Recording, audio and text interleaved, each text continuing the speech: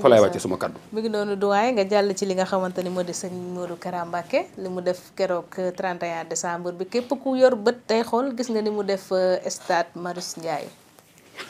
waaw man damay wax ne état bi dafa war a jël sëñ Modou Kara comme un partenaire à l'action de transformation du Sénégal.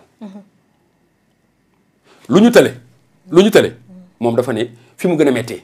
lu ñu tële nañ ko jox sëñ Modou Kara. boo ko joxee dañ ñaan am na benn sëriñ bu doon wax nu mu tudd def loo mën xale bu ndaw sax mën na ko def loo mën xale bu ndaw mën na ko. da ngay seet loo mënul yow. loo tële nga jox ko sëñ Modou Kara. boo xoolee les œuvres sociales yi mu def à travers mbënd mi cimetière yi ak yeneen te loolu lépp li ko gën a kawe mooy fexe ba jël ñi nga xamante ne dañuy rejeter dans la société. les délinquants les déviants mu replacer leen dans le contexte du Sénégal def leen ay nit ñuy sol ay costumes yu rafet ba ku nekk bëgg bokk ak yow. jàng wàcc seen njañ yi nekk des cadres supérieurs de l'administration. ça il faut le faire. beneen élément bi nga xam ne dama koy wax mooy foofu dama ci nuyu jëwriñ Dame Thiam. mooy li ñuy wax les bases. mooy centre yi ñu tëj. centre yi waruñu ko woon tëj. parce que ñi fa doon nekk ils avaient besoin d'être encadrés. mais li état war a def mooy non seulement ubbi ko mais jël ce qu'on appelle des travailleurs sociaux. seen xam-xam dafa màcc ci loolu ñu dugal leen boole nag ñoom sëñ Dame Thiam. ñoom sëñ Dame Thiam am na lu ñu nekk di ko def muy am résultat mais ñii am nañu xam-xam boo xam ne état bi ba pare nag jël service d'hygiène boole jël tamit aussi des moyens du ministère de la famille parce que c'est une partie de la famille.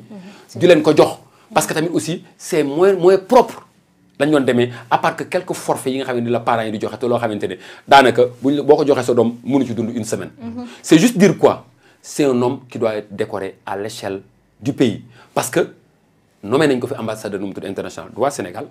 xam nga ñun waruñu seetaan le patrimoine yi ñu am ay Serigne Touba maam Ibrahima Niass maam El Hadj Malick sëñ Modou Kara c'est-à-dire que ñun xamuñu jël suñu yëf kaweel ko. dañuy jël pay bëgg xëccoo ndaare.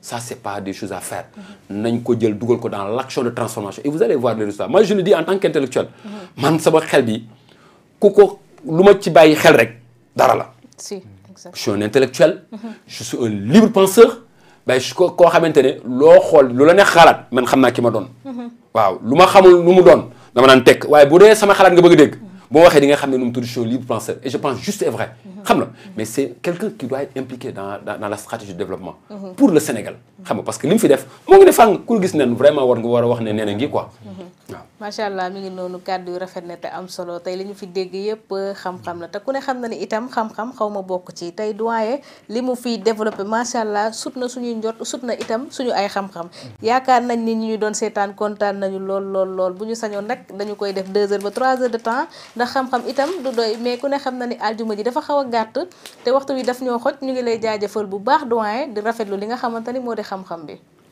waaw man de li may sante rek yàlla mooy dañ may jiñ xam-xam mais sañ naa waat ci alxuraanu karim man yëguma fu mu amee xam-xam waaye bu dee dëgg la maa ngi naan jërëjëf Serigne Touba. macha allah am na solo ñu ngi lay jaajëfal Alboury moo